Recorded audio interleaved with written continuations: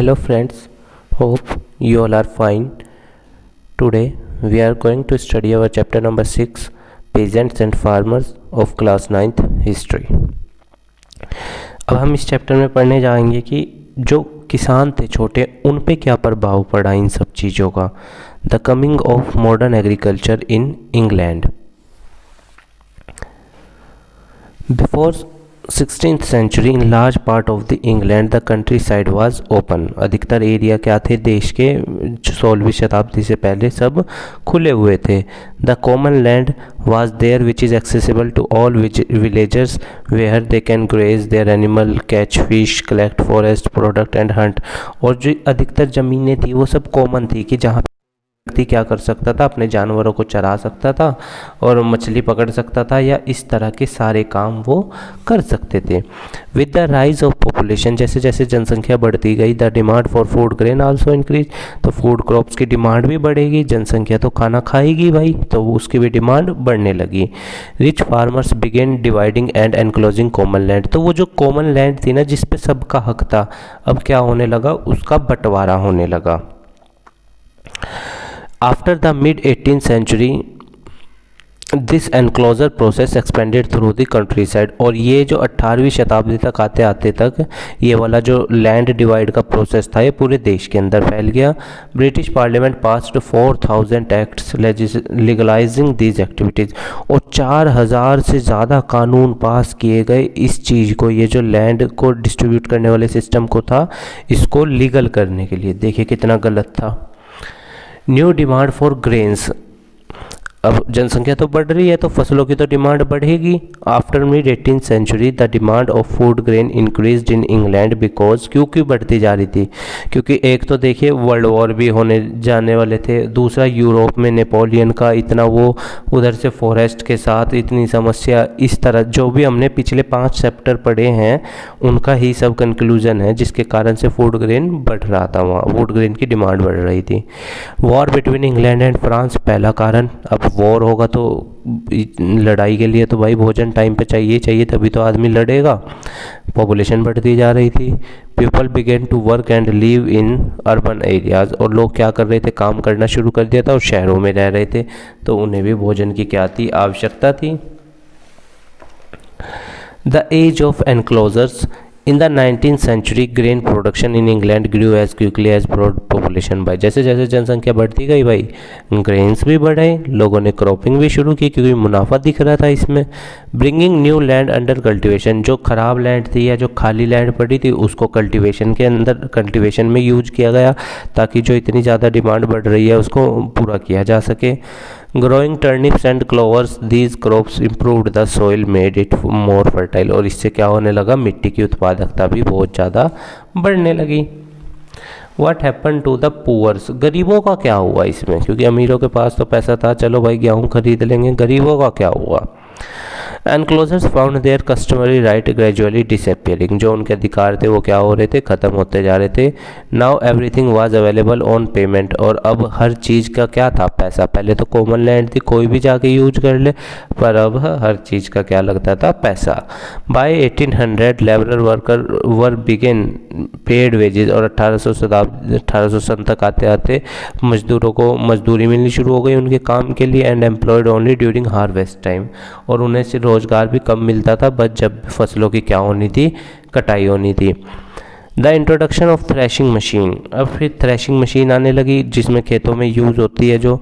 During the Napoleonic war farmer began buying the new threshing machine that had come into the market fearing a shortage of labour. क्योंकि labour कम पड़ रहा था world लड़ाई के दौरान जब फ्रांस से लड़ाई हुआ था, इसीलिए क्या हुआ था कि भाई थ्रेशिंग मशीन खरीद लो, मजदूर तो नहीं मिलेंगे, कम से कम इससे फसलें तो काट लेंगे अपनी. आफ्टर द वार, युद्ध होने के बाद, soldiers return to the village. गांव पहुंच गए, वापस आ गए. And needed alternative jobs. अब युद्ध तो ख़त्म हो गया, अब करें तो क्या करें काम, क्यों, तो उनके पास भी क्या थी, सर्वाइव करने की समस्या उनके सामने आने लगी. As their jobs were taken over by the machines people. क्योंकि अधिकतर जॉब्स तो किसने कवर अप कर ली थी, मशीन्स के द्वारा कराई जा रही थी. दस started farmers through letter urging them to stop using machines that deprived workmen of their livelihood। तो फिर क्या हुआ, वो लोगों को, किसानों को डराने लगे कि भाई तुम इस तरह से मशीनों का उपयोग ना करो और हम लोगों को नौकरियां दो, नहीं तो फिर हम तुम्हारे खिलाफ खड़े हो जाएंगे। Most of these letters were signed in the name of a captain swing, और कैप्टन स्विंग के नाम से ये जो अधिकतर पत्र भेजे जाते थे ये सिग्नेचर होते थे। Bread basket and dust bowl case study of US पढ़ते हैं। Till the 1780 white American settlement were confined to a small narrow strip, बहुत छोटे एरिया में रहते थे और वो भी उस एरिया में जो ईस्ट के तरफ था इंग्लैंड में और समुद्र के किनारे था, coastal area. Native American group survived, और वो कैसे सर्वाइव करते थे, हंटिंग, गैदरिंग, फिशिंग और बाइंग, डूइंग, शिफ्टिंग, कल्टीवेशन, इस तरह से वो अपनी रोजी रोटी चला रहे थे अमेरिकन जो वहाँ रह रहे थे। The westward move and wheat cultivation, और जब फिर वो क्या होने लगे, ईस्ट में रह रहे थे तो वेस्ट की तरफ मूव करने लगे और खेती बाड़ी शुरू करी उन्होंने। After the formation of USA, जब यूएसए बन गया, white settler started moving toward west, America की तरफ जाने लगे। America seem to be a land of a promise, वहाँ जाके रहने लगे फिर वे।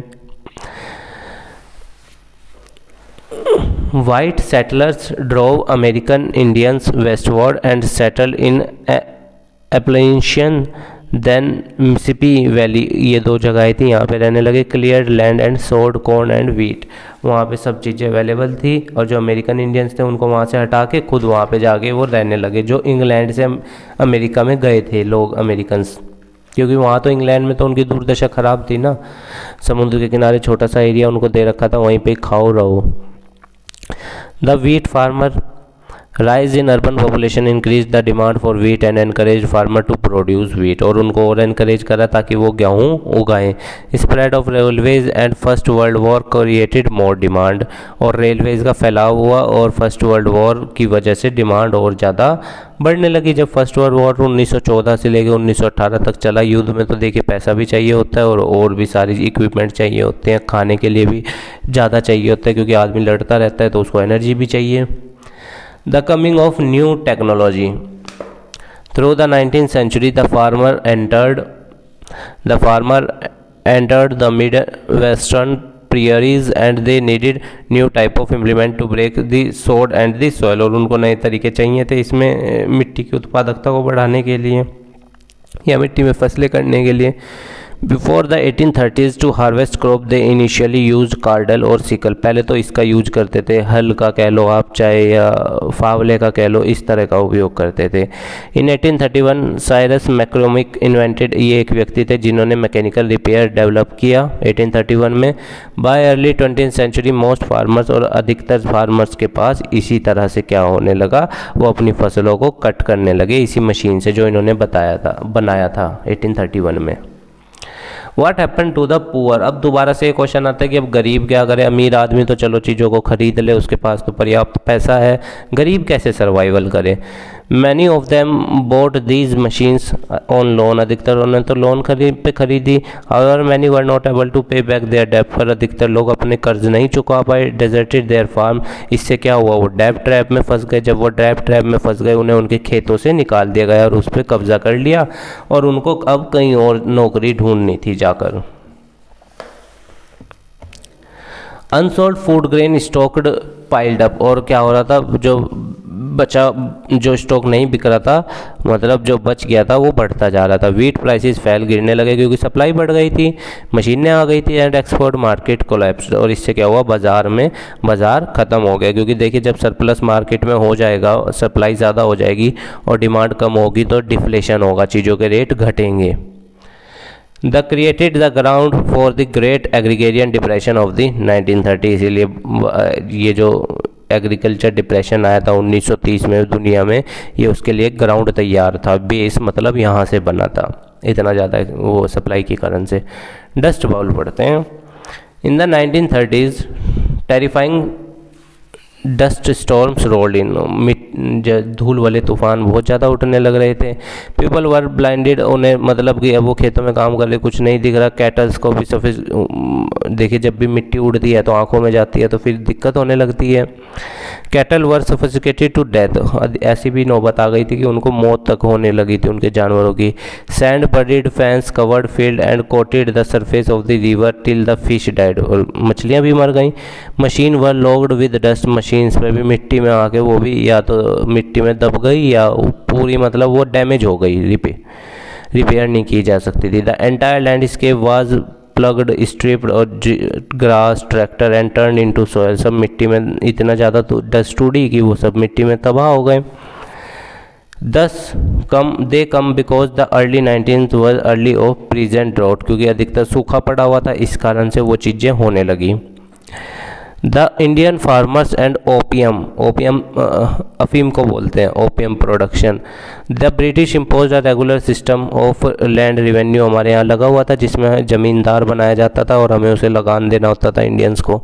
इंक्रीज रिवेन्यू रेट, उन्होंने रिवेन्यू के रेट बढ़ा दिए। And expand the area under cultivation, और आपको फसलों जिस एरिया में कर रहे थे वो एरिया भी क्या करा, बढ़ा दिया। By the end of the 19th century, Indians become a major center for production of sugarcane, cotton, jute, wheat and several other crops for export। क्योंकि अगर आप 1900 सदी तक देखेंगे, ब्रिटिशर्स ने हमारे हैंडीक्राफ्ट को सिस्टमेटिकली डिस्ट्रॉय कर दिया था, हमें फूड क्रॉप से किस पे शिफ्ट कर दिया था, कैश क्रॉप पे शिफ्ट कर दिया था।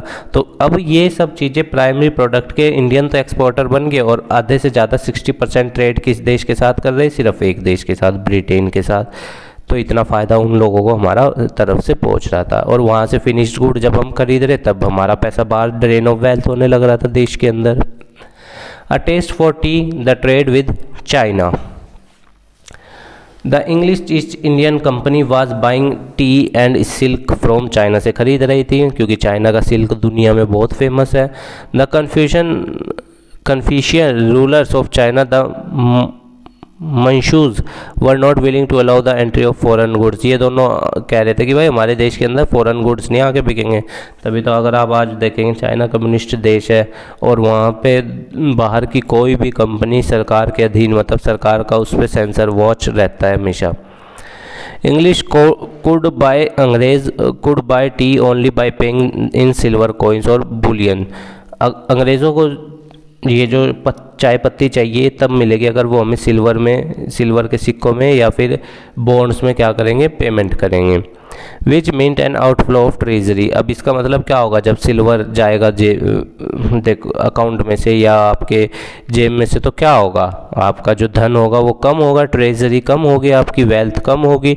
तो इसी तरह अंग्रेजों को ये लगने लगा कि भाई इससे तो हमारे देश का सारा सिल्वर चांदी चला जाएगा और हमारी ट्रेजरी ख़त्म हो जाएगी, खजाना ख़त्म होने लगेगा।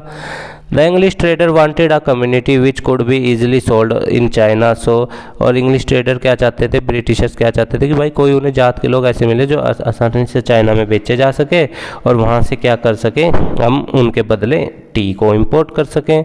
Could be financed in a profitable way, जैसे पहले जो स्लेव की ट्रेडरी होती थी ना, स्लेव्स को बेचा और ख़रीदा जाता था। Western merchant began an illegal trade in opium in the mid 18th century, 1850 तक आते आते तक ओपियम का क्या होने लगा, इलीगल व्यापार शुरू होने लगा। वेयर डिड, एक देश ऐसा है जहाँ पे ओपियम की खेती लीगल है, Libya. Where did opium came from, opium आता कहाँ से था, अफीम आती कहाँ से थी। When the Britisher conquered Bengal, जब उन्होंने हमारा ये जो भारत का प्रांत था बंगाल उस पर कब्जा किया था, they made afford to produce opium in the land under their control, और वो क्या करते थे, जो ज़मीन उनके कंट्रोल में थी उस पर क्या उस पर क्या करते थे, ओपियम उगाते थे। With the growth rate of market for opium in China, export from Bengal port increase, और जो बंगाल के अंदर पोर्ट था जिसको कोलकाता पोर्ट भी कहा जाता है, अब उसका नाम बदल करके श्यामा प्रसाद मुखर्जी पोर्ट रख दिया गया है। The Indian farmer were not willing to produce, Bharat के किसान नहीं चाहते थे कि उन्हें अफीम की खेती वो अफीम की खेती करना नहीं चाहते थे। They were not willing to divert their best fields for opium cultivation because it would have resulted in poor production cereal and pulse, अगर वो अपने खेतों को ओपियम की फसलों में तब्दील कर देते या ओपियम की फसलें उगानी शुरू कर देते तो उनके खेत की उत्पादकता दर घट जाती और फिर उसमें फसलें भी नहीं हो पाती। Many cultivators did not own land, अधिकतर कल्टीवेटर्स के पास ज़मीन नहीं थी। For opium cultivation they had to lease land, उन्हें ज़मीन उधर पट्टे पे, पट्टा बोला जाता है लीज को, पट्टे पे लेनी थी और फिर उसके बाद उस पर अफीम उगानी थी। देखिए कितना ज़्यादा एक्सप्लॉयटेशन होने लग रहा था हमारे इंडियंस का।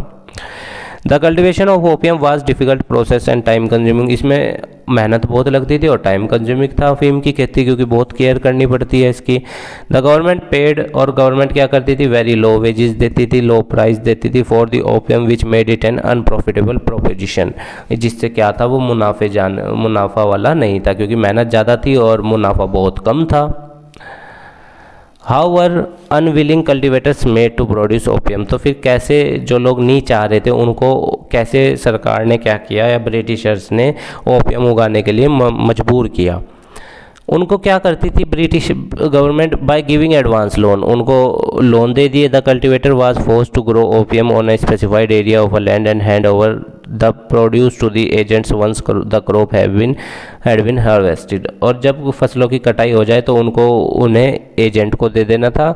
भाई जब एक आदमी को लोन मिल रहा है या थोड़े बहुत फसल के रेट सही मिल रहे हैं तो क्या करेगा, वो भी मजबूर हो जाएगा कि चलो भाई उगा ही लो इसे, मतलब फोर्सफुली ही लालच दे के करवा रहे थे वो हमारे लोगों पे। The cultivator also had to accept the low price, और अच्छा देखो दूसरी समस्या क्या, पहला तो लोन का कर्जा चढ़ गया, दूसरा इतनी मेहनत करने के बाद फसलें उगाई भी चलो अफीम की इन्होंने पीजेंट्स ने, उसके बाद क्या हो रहा है, अब जब वो फसलें कटने और बेचने का वक्त आया फिर वहाँ रेट कम बहुत ज़्यादा, अब वो बेचारे क्या करें, अपना लोन चुकाएं, घर चलाएं, मिट्टी की उत्पादकता भी कम होती जा रही थी उधर, कल को फसलें भी नहीं उगा सकते अपनी। British wanted to buy very cheap and sell it high premium to the opium agents, वो क्या करना चाहते थे, इसको बहुत सस्ते रेट पे खरीदना चाहते थे और बहुत ज़्यादा महंगा रेट पे एजेंट्स को बेचना चाह रहे थे कलकत्ता के अंदर। The British wanted to earn huge profit in the opium trade, वो बहुत ज़्यादा मुनाफा कमाना चाह रहे थे। By the early 18th century the cultivators began to refuse the advance, और फिर उन्होंने 18वीं सदी तक आते आते क्या कहा कि भाई हमें लोन नहीं चाहिए ना, हम तुम्हारी ये फसलें उगाने वाले हैं।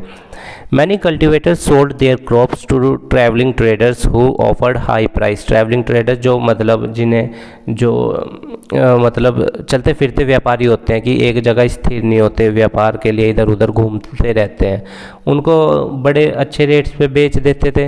Bye 1773 the British government in Bengal had established a monopoly, और मोनोपोली होता है जहाँ पे सिर्फ एक ही व्यक्ति सारे बिजनेस को कंडक्ट कर रहा हो।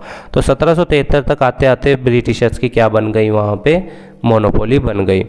By the 1820s, the Britishers found that there was drastic fall in opium production in the territories, और 1820 तक आते आते उन्होंने देखा कि यार ये ओपियम का इतना ज़्यादा जो प्रोडक्शन था वो घटता क्यों जा रहा। The production of opium was increasing outside the British, क्योंकि ब्रिटिश टेरिटरीज के बाहर ओपियम प्रोड्यूस होने लगा। It was produced in central India and Rajasthan which were not under British control, जो भारत ब्रिटिशर्स के कंट्रोल में नहीं थे। The local traders in these region were offering much higher price, क्योंकि लोकल ट्रेडर इनमें ज़्यादा दे रहे थे तो पीजेंट्स उसको उगा रहे थे, ब्रिटिशर्स के मुकाबले वो लोग ज़्यादा रेट देने लग रहे थे। The government instructed its agent in those princely states to confiscate all opium and destroy the crop, और तो उन्होंने अपने उनसे कहा कि भाई ये सारी फसलें बर्बाद कर दो, जहाँ जहाँ हमारे कंट्रोल से बाहर फसलें उगाई जा रही हैं इन सबको बर्बाद करो, और ये कोई व्यापार नहीं ऐसा चलेगा हमारे बिना। उम्मीद है गाइस आपको ये चैप्टर समझ में आया होगा, पीजेंट एंड फार्मर्स। आप हमें भी सपोर्ट कर सकते हैं हमारे चैनल को सब्सक्राइब करके, अपने दोस्तों के साथ शेयर करके, और इस चैप्टर के नोट्स आप लोगों को डिस्क्रिप्शन में PDF में मिल जाएंगे। आप इससे प्रीवियस 5 वीडियोस को देख सकते हैं जो भी आपके सिलेबस के हिसाब से, जैसे CBSE ने इस साल रिड्यूस किया है सिलेबस 2021 सेशन के लिए, पर अगले साल से तो यही आएगा ही, सब चीज़ें हैं। तो आप हमारे चैनल को सब्सक्राइब कीजिएगा, अपने दोस्तों के साथ शेयर कीजिएगा और हमारी वीडियोज़ को भी लाइक कर दीजिएगा। धन्यवाद गाइस।